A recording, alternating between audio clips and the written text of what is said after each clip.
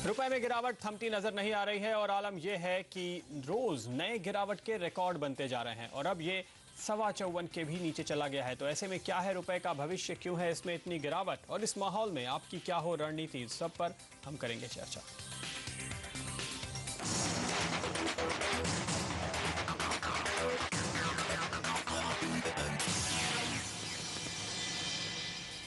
हमारे साथ जुड़ रहे हैं इंडिया फॉरेक्स के सीईओ अभिषेक गोयनका। अभिषेक, स्वागत है आपका।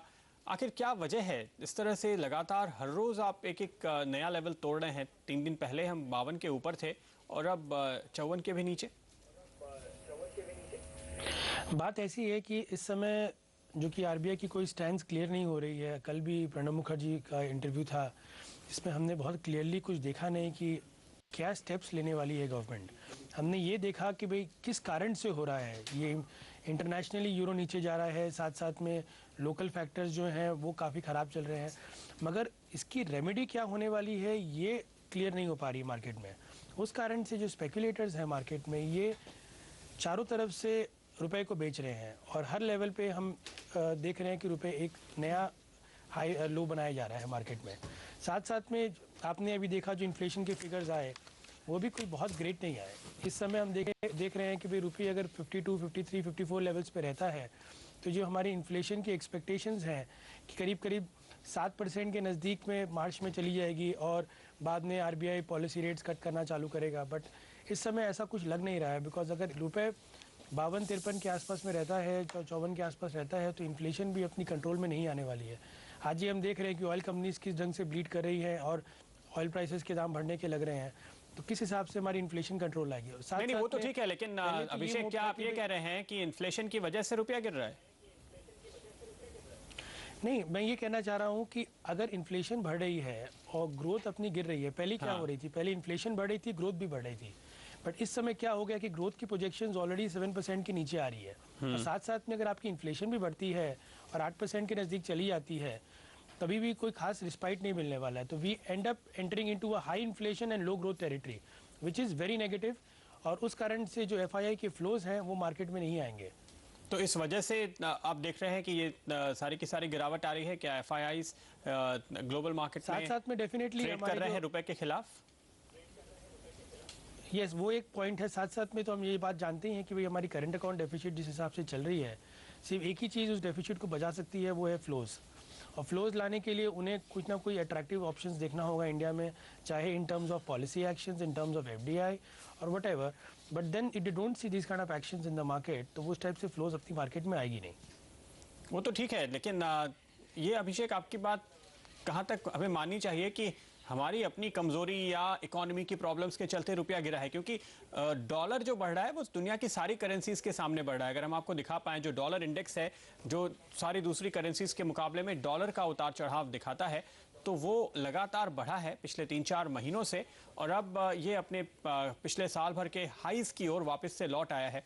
अगर आप देखें, करीबन 81 के आसपास हमने इसको वापस लौटते हुए देखा है। तो पिछले 3 या 4 महीनों से लगातार यहाँ पे एक वन वे मूव है, जिसमें हाल में नवंबर अक्टूबर के बाद से कहीं और ज़्यादा ज़ोर से तेज़ी आई है।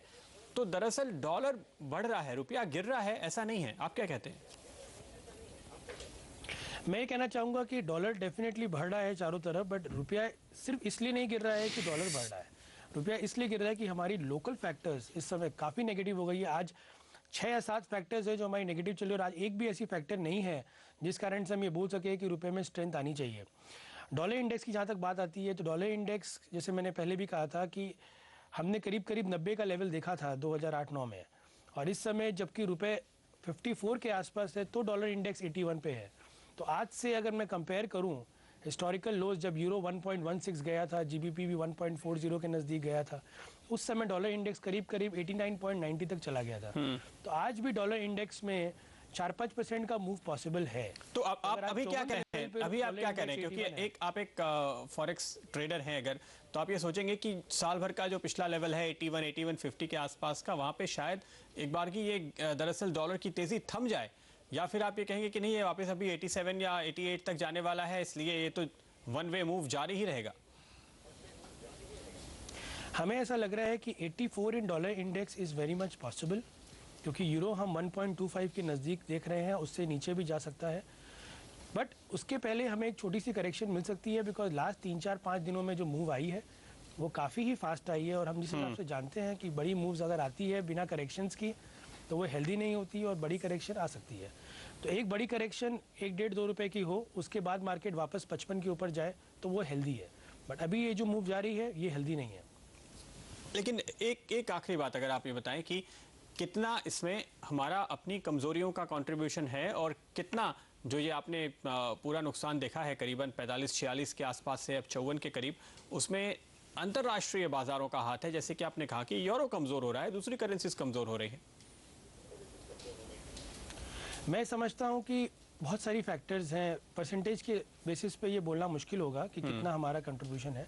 बट क्या है कि आज ग्लोबल इकोनॉमी में बैठे हैं, और छोटी छोटी बातें हमें किस ढंग से इफेक्ट कर रही है वो बहुत इंपॉर्टेंट है। अगर मैं बोलना चाहूँ तो सबसे बड़ी प्रॉब्लम जो इंडिया में इस समय आ रही है कि भाई इन डॉलर टर्म्स हमारी स्टॉक मार्केट आज के दिन 50% डाउन है। आज 20,000 से अगर 15,000 मार्केट आती है और डॉलर अगर 44 से 55 चला जाता है तो इन डॉलर टर्म्स हमारी स्टॉक मार्केट्स बहुत डाउन है।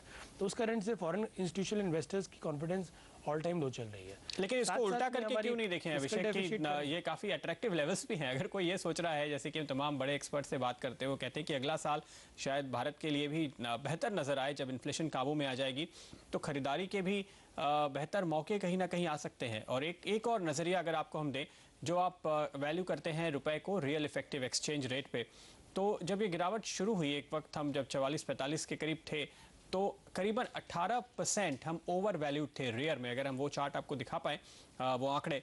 लेकिन उसके बाद हमने गिरावट लगातार देखी है, और अब मुझे लगता है कि आज के इन लेवल्स पे हमने करीब करीब उसको पूरी तरह से गंवा दिया है, और अब हम रियर पे करीब करीब जीरो या ऑन बैलेंस न्यूट्रल पोजीशन में आ गए हैं। इस पे आपकी क्या राय है? कि रियल इफेक्टिव एक्सचेंज रेट हर वक्त अपनी रुपी मार्केट में काम नहीं करता। मैंने काफ़ी समय देखा है कि मार्केट ओवर वैल्यू या अंडर वैल्यूड काफ़ी समय तक रह जाता है। तो ऐसी बात नहीं है कि real effective exchange rate 100% work करेगा इस समय भी, और इस समय करीब करीब 2-3% का डिफरेंस है मेरे ख्याल से रियल इफेक्टिव एक्सचेंज रेट पे। तो I don't think that it is going to work on that fashion. अगर स्पेकुलेटर्स मार्केट में प्ले कर रहे हैं और उन्होंने एक लेवल डिसाइड कर लिया है कि रुपये को हमें हिट करना है बिकॉज आरबीआई मार्केट में नहीं है, तो मार्केट 55 या 56 तक जा सकता है। तो वहाँ पर आपकी बात सही है कि जो फॉरेन इंस्टीट्यूशनल इन्वेस्टर्स है वो ताक लगाए बैठे हैं मार्केट में कि भाई जिस समय रुपए की वीकनेस इतनी ज़्यादा हो जाएगी कि उन्हें लगेगा कि अब मार्केट में बहुत ज़्यादा अट्रैक्शन है, तो डेफिनेटली पैसा आएगा मार्केट में, एंड देन रुपये में कम से कम हमें 10% की करेक्शन नजर आएगी। ओके, तो लेकिन वो लेवल आप कह रहे हैं कि 56 के आसपास या उसके भी नीचे होगा? पब्लिक कंसेंसस 55-56 की है। मैं समझता हूँ जब 100% of the people are saying 55-56, तो हो सकता है कि 10-20-30 पैसे उसके नीचे से मार्केट घूम जाए। बट मैं इस समय बहुत ही कॉशियस चल रहा हूँ 54 प्लस लेवल्स पे। मुझे लग रहा है कि अब जो बाइंग आएगी मार्केट में वो बहुत ही डिफ़िकल्ट बाइंग है, एंड इस बाइंग के भरोसे हमें नहीं चलना चाहिए इस समय, बिकॉज 54 के ऊपर में कोई भी लेवल्स आज इतनी शॉर्ट टर्म मूवमेंट में बहुत ही रिस्की है मार्केट में। ओके, तो आप कह रहे हैं कि ओवरसोल्ड एक तरीके से शायद रुपया हो गया है, या डॉलर थोड़ा ओवरबॉट हो गया है? काफ़ी ओवरसोल्ड है at least in the short term. काफ़ी ओवरसोल्ड है at least in the short term, क्योंकि हमने 52 से 54-25 का लेवल हार्डली 3-4 दिनों में देखा है। करीब करीब 4-5% का मूव हमने 3-4 दिनों में देख लिया, तो हम भी जानते हैं कि भाई मार्केट में करेक्शन ड्यू है। ओके, वो अच्छी करेक्शन आ जाए तो फिर हेल्दी रहेगी जी। लेकिन फिर आप जो कह रहे हैं कि 56 या 57 के लेवल्स दिखेंगे, उसमें आपका क्या टाइम फ्रेम है? जाहिर है कि इस रफ्तार से अगर हम चलेंगे तो अगले हफ्ते ही आ जाएगा, लेकिन आप जरूर कह रहे हैं कि ऐसा तो नहीं होगा। तो आप कितने वक्त में वो लेवल देख रहे हैं? 55-56 का लेवल हम करीब करीब 3 महीने के अंदर देख रहे हैं। हमें ऐसा नहीं लग रहा है कि मार्च अप्रैल तक मार्केट बहुत ज़्यादा सुधरने वाला है। आई थिंक 52 से 54-55 के बीच में हमें मार्च अप्रैल में मिलना चाहिए मार्केट में। ये भी स्पेकुलेशन हो रही है कि आरबीआई इंटरेस्ट रेट्स कट करेंगे। मुझे ऐसा नहीं लगता है, बिकॉज मुझे ऐसा लग रहा है कि इन्फ्लेशन कंट्रोल में नहीं आएगी, आरबीआई इंटरेस्ट रेट अभी नहीं कट कर पाएगा, क्योंकि इस समय सीआरआर का भी एक्सपेक्टेशंस है मार्केट में कि शायद आरबीआई सीआरआर कट करे। बट ऐसा नहीं है, क्योंकि अक्टूबर तक वो इंटरेस्ट रेट बढ़ाए हैं, और इस समय उन्होंने ओपन मार्केट ऑपरेशंस के थ्रू मार्केट में लिक्विडिटी प्रोवाइड की है। साथ ही साथ वो अपने आरबीआई के जो रेपो विंडो है वहाँ से बैंकों के पैसा दे सकते हैं अगर above the SLR fixed requirement. And I think CRR cut करने के पहले वो थोड़ा टाइम लेंगे इस समय मार्केट में, क्योंकि अभी भी आरबीआई की टॉप प्रायोरिटी इज इन्फ्लेशन, और जिस हिसाब से फिगर्स हमारे अभी आए हैं और रुपये 52-53 के लेवल और इनफैक्ट अभिषेक, इन्फ्लेशन जो बढ़ी है, कल जो आंकड़े आए थे हमने भी बताया था आपको कि मैन्युफैक्चरिंग आइटम्स की इन्फ्लेशन खास तौर पे बढ़ी है। अक्टूबर में केवल 0.5 का इजाफा हुआ था मैन्युफैक्चरिंग इन्फ्लेशन के इंडेक्स में, नवंबर में 0.7 हो गया है, उससे कहीं ज़्यादा हो गया है। महंगाई बढ़ने की रफ्तार बढ़ी है, तो खास तौर पे उन्हीं आइटम्स में जो इम्पोर्टेड होते हैं या इम्पोर्टेड प्राइस के बराबर पे बेचे जाते हैं, जैसे तेल हुआ, मेटल्स हुए, तो वो एक दबाव और दिख रहा है महंगाई पे। शुक्रिया अभिषेक आज हमारे लिए वक्त निकालने के लिए, और इसके साथ ही फिलहाल मुझे दीजिए इजाज़त। नमस्कार।